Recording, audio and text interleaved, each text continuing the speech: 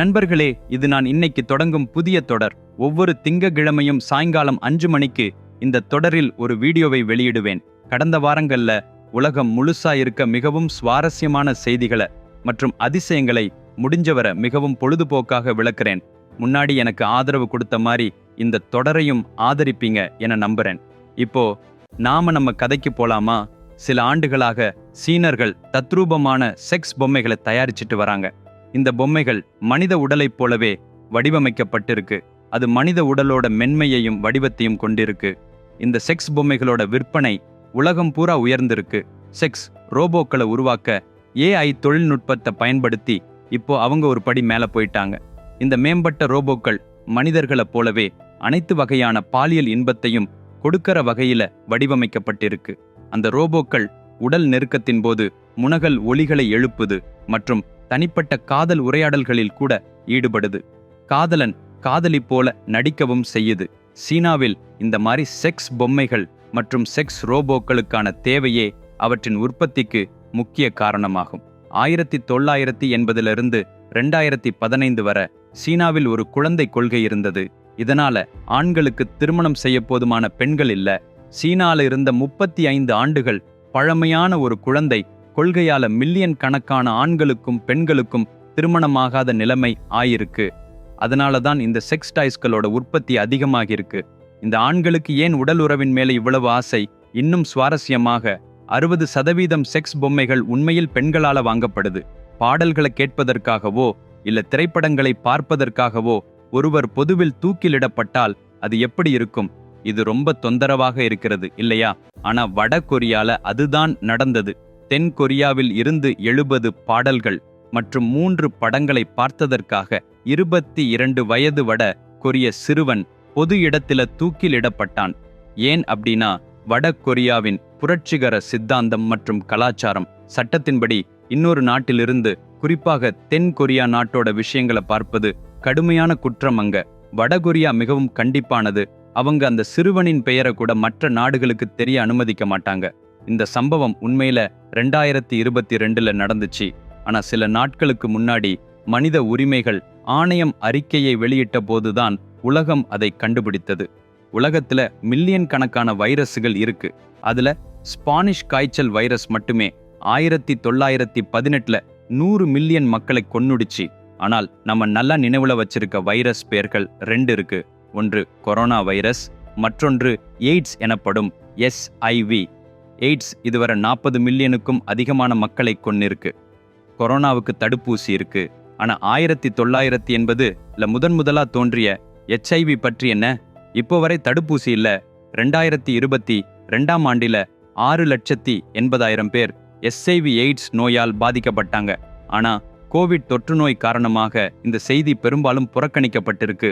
2020 மட்டும் உலகளவில் 38 மில்லியன் மக்கள் SIV-யால பாதிக்கப்பட்டாங்க. உலகில் SIV உள்ள அனைத்து மக்களில் 67% பேர் ஆப்பிரிக்காவில் வாழ்றாங்க. இரண்டாவதாக வருபவர் யார் தெரியுமா? இந்தியா. SIV எய்ட்ஸ் நோய்க்கு பல சிகிச்சைகள் இருக்கு. அதுல F10-DA அங்கீகரிக்கப்பட்ட 2 மாத்திரைகள் ட்ருவாடா மற்றும் டெஸ்கோவி. ஆனா இரண்டிலும் 100% வெற்றி விகிதம் இல்ல.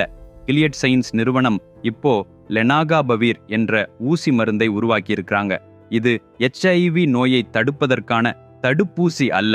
ஆனா ஏற்கனவே HIV நோயால் பாதிக்கப்பட்டவங்களுக்கு இது 100% பாதுகாப்பை வழங்கும்னு கூறப்படுது. மருத்துவ பரிசோதனைக்காக உகாண்டாவில் 2134 பெண்கள் தேர்ந்தெடுக்கப்பட்டு அவங்களுக்கு இந்த லெனகாபவீர் வழங்கப்பட்டது. இந்த ஊசியை எடுத்துக்கிட்டவங்களுக்கு HIV அறிகுறிகளில 100% அதிகரிப்பு இல்லை. ஒரே மாதிரியான வாழ்க்கை முறையை கொண்ட 2 இரட்டையர்கள் இருக்காங்கன்னு வச்சுப்போம். அவங்கள ஒருவருக்கு 25 வயதுல HIV தொற்று ஏற்பட்டுச்சு. அவர் அதிலிருந்து 6 மாதங்களுக்கு ஒரு முறை தொடர்ந்து இந்த ஊசியை போட்டுக்கொண்டார். இப்போ SIV இல்லாதவர் 90 வயது வரை வாழ்ந்தால் SIV உள்ளவரும் 90 வயது வரை வாழ்வார். இந்த ஊசி போடுவதால உங்கள் ஆயுட்காலம் எந்த வகையிலும் குறையாது. SIV உள்ளவர்களுக்கு இது ஒரு சிறந்த செய்திதான?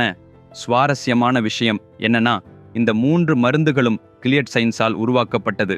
இந்த ஊசி WHO-ஆல அங்கீகரிக்கப்பட்டதும் அது உலகம் முழுவதும் கிடைக்கும். நண்பர்களே, மிகவும் சுவாரஸ்யமான கதையை படிப்பதால ஒரு நபரின் வாழ்க்கையை மாற்ற முடியும் என்று உங்களால் நம்ப முடியுதா? இந்த கதையை உங்கள் பிள்ளைகளுக்கு படிப்பதன் மூலம் அவர்கள் வாழ்க்கையில அவர்களுக்கு தேவையான மதிப்புகளை கற்பிக்க முடியும் என்று நீங்கள் நம்புறீங்களா? ஒரு கதையை படிப்பதன் மூலம் வாழ்க்கையில் உங்களுக்கு ஏற்படும் எந்த ஒரு பிரச்சனைக்கும் அல்லது நீங்கள் எதிர்கொள்ளும் எந்த ஒரு பிரச்சனைக்கும் தீர்வு காண முடியும் என்று நீங்கள் நம்புகிறீர்களா? ஆம், அது சாத்தியம். மனிதகுல வரலாற்றில் இதுவரை சொல்லப்பட்ட மிகப்பெரிய காவியத்துடன் மட்டுமே அது சாத்தியம். அதான் மகாபாரதம். எந்த ஒரு பிளாக்பஸ்டர் படத்தையும் விட இந்த கதை 100 மடங்கு பெரியது. இது ஒரு சவால். விக்ரமாதித்யனின் வார்த்தைகளில் எழுதப்பட்ட மகாபாரதத்தின் முழுமையான கதை புஸ்தகம் மற்றும் மின் புத்தக வடிவில் 2 பகுதிகளாக அமேசான் மற்றும் 40 ஆன்லைன் ஸ்டோர்களில் கிடைக்கிறது. புத்தகம் உலகம் முழுவதும் 54 மொழிகளில் கிடைக்கிறது. இந்த வீடியோவின் கீழே உள்ள விளக்கத்தில் இணைப்புகளை சேர்த்துள்ளேன். இப்பொழுதே ஆர்டர் செய்யுங்கள். ஏனென்றால் இது வெறும் புத்தகம் அல்ல, உங்கள் வாழ்க்கைக்கு தேவையான நூலகம். கடந்த சில மாசமா உலகின் பல்வேறு நாடுகளுக்கு இடையே போர் நடந்து வருது. வெளிநிலைமை இப்படி இருக்கும் வேளையில் இந்தியா தனது பாதுகாப்பு தொழில்நுட்பத்தில் செபெக்ஸ் 2 மூலம் இன்னொரு படி முன்னேறி இருக்கு. இது வெடிக்காத அணுசக்தி சாதனம். இதன் பொருள் ஒரு வழக்கமான அணுகுண்டு போல இல்லாம இது மிகப்பெரிய காளான் போன்ற தீப்பிழம்புகள் மற்றும் அழிவை உருவாக்காது. அது வெடித்தால் ஒரு தீப்பொறி கூட தென்படாது. ஆனா இது சாதாரண அணுகுண்டை விட 2 மடங்கு சக்தி வாய்ந்தது. இது உலகின் மிக சக்தி வாய்ந்த ஆயுதம். உலகின் சக்தி வாய்ந்த வெடிகுண்டு இந்தியா வசம் இருக்கும் நிலையில எந்த எதிரி நாடும் நம்முடன் போர் புரிய துணியுமா? மிஸ் வேர்ல்ட் மற்றும் மிஸ் இந்தியா பற்றி நாம் அனைவரும் அறிவோம். ஆனால் மிஸ் ஏஐ என்ன? ஏஐ என்பது செயற்கை நுண்ணறிவை குறிக்குது. கென்சா லைலி என்ற பெண்ணை உருவாக்க ஏஐ பயன்படுத்தப்பட்டிருக்கு. அவள் இணையத்தில் மட்டுமே இருக்கிறாள், நிஜ வாழ்க்கையில் இல்ல. அவள் ஒரு இன்ஸ்டாகிராம் செல்வாக்கு பெற்றவர் கூட சொல்லலாம். கென்சா லைலி மட்டுமல்ல, உலகம் முழுவதும் அவளைப் போல் ஆயிரக்கணக்கானோர் இருக்காங்க. உலகெங்கிலும் உள்ள 1500 பங்கேற்பாளர்கள் அவங்களோட ஏஐ இன்ஃப்ளூயன்சர்களுடன் போட்டியிடும் வகையில இந்த ஏஐ மாடல்களுக்காக மிஸ் வேர்ல்டு ஸ்டைல்ல போட்டி நடத்தப்பட்டது. அந்த 1500 பேர்ல மொராக்கோவைச் சேர்ந்த கென்சா லெய்லி மிஸ் ஏ என்ற பட்டத்தை வென்றாள். இந்த ஏஐ மாடல் கென்சா லெய்லி இன்ஸ்டாகிராம்ல ஆரோக்கியம் மற்றும் அழகு விஷயங்களை உருவாக்குது. அவள் ஒரு மனிதனைப் போலவே மிகவும் யதார்த்தமா தெரியுறாங்க. மேலும் அவள் சமூகத்திற்கு நன்மை பயக்கும் தலைப்புகளில விஷயங்களை கொடுக்கறாங்க. அதனாலதான் அவருக்கு மிஸ் ஏஐ பட்டம் வழங்கப்பட்டது. இந்த ஏஐ மாடலை பார்க்கும்போது அவள் மனிதனா அல்லது ஏஐவா என்று நீங்கள் குழப்பமடையலாம்.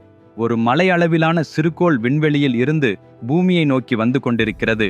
நம்ம கிரகத்தை முற்றிலுமாக அழிக்க 72% வாய்ப்பு இருக்கு. ஆனா இன்னும் கவலைப்பட வேண்டாம், அது நம்மை அடைய 14 ஆண்டுகள் ஆகும். இந்த சிறுகோள் ஜூலை 12, 2038 பூமியுடன் மோதும் என்று எதிர்பார்க்கப்படுது. ஆனால் நாம் கவலைப்பட வேண்டிய ஒரு விஷயம் இருக்கு. நாசா ஆனது டபுள் ஆஸ்டராய்ட் ரீடைரக்ஷன் டெஸ்ட் என்ற பணியை தொடங்கியிருக்கு. இந்த பணியின் முக்கிய நோக்கம் விண்வெளியில் இருந்து பூமியை நோக்கி செல்லும் சிறுகோள்களை கண்டறிஞ்சு நம்மை தாக்காம இருக்க அவற்றை எவ்வாறு திருப்பிவிடலாம் என்பதை கண்டுபிடிப்பதாகும். இந்த பணியின் ஒரு பகுதியாக இந்த ராட்சத சிறுகோள் பூமியை நோக்கி வருவதை கண்டுபிடிச்சிருக்கிறாங்க. ஆனா இந்த நேரத்திலே இந்த சிறுகோள் நமது கிரகத்தை அழிக்கும் அச்சுறுத்தலை தவிர்க்க நாசாவிடம் எந்த தீர்வும் இல்லை.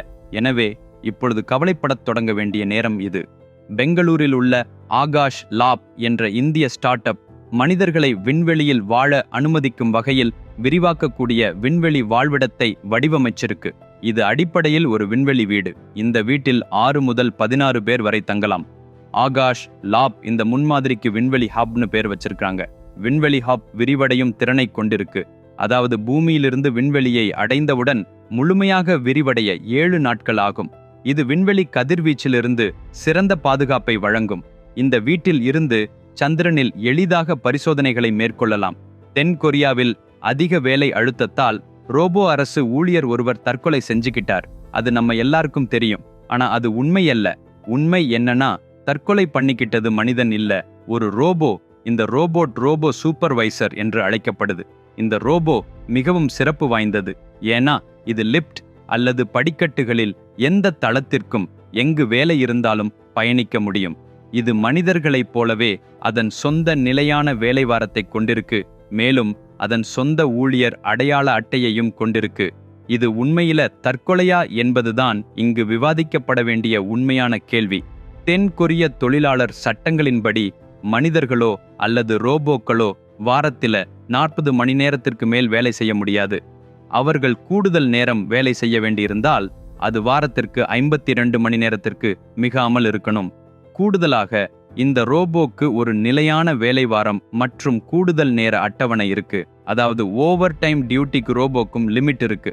இந்த ரோபோக்களுக்கு மனிதர்களைப் போல் உணர்ச்சிகளோ அல்லது உளவியல் உணர்வுகளோ இல்ல வேலையை மன அழுத்தமாக உணரவோ அல்ல நான் ஏன் உயிருடன் இருக்கிறேன் அப்படின்னு யோசிக்க முடியாது. அதனால் இது தற்கொலை அல்ல. ரோபோ வெறுமனே நழுவி படிக்கட்டிலிருந்து கீழே விழுந்து உடைந்தது. அதை ஆய்வு செய்த நிபுணர்கள் நேவிகேஷன் சென்சார் செயலிழந்ததால் ஏற்பட்ட பிழை இந்த சம்பவத்திற்கு வழிவகுத்ததாக தெரிவிச்சாங்க. சில இன்ஃப்ளூயன்சர்கள் சோஷியல் மீடியால கண்டென்ட்காக அதை தற்கொலைன்னு சித்தரிச்சாங்க. இருந்தாலும் தென் கொரியாவின் நகர சபைகளில அரசாங்கத்தால் மிகவும் விலையுயர்ந்த மனித ரோபோக்கள் ஏன் பயன்படுத்தப்படுகின்றன என்று நீங்கள் ஆச்சரியப்படலாம். ஆவணங்கள், பொது தகவல்கள், வரவு செலவு கணக்குகள் மற்றும் அரசாங்கத்திற்குள் உள்ள பிற முக்கிய தகவல்களை பாதுகாக்க அவை பயன்படுத்தப்படுது. அந்த விஷயங்களை ரகசியமா வச்சிருக்கு. என்ன இருந்தாலும் ரோபோக்கள் லஞ்சம் கேட்பதில்லை. நண்பர்களே, வரும் திங்கட்கிழமை மாலை 5 மணிக்கு மீண்டும் சந்திப்போம். இந்த கதை தொடரும். எனது மகாபாரத புத்தகத்தை இப்போதே ஆர்டர் செய்யுங்க. இந்த வீடியோவின் கீழே உள்ள விளக்கத்தில் இணைப்புகள் இருக்கு.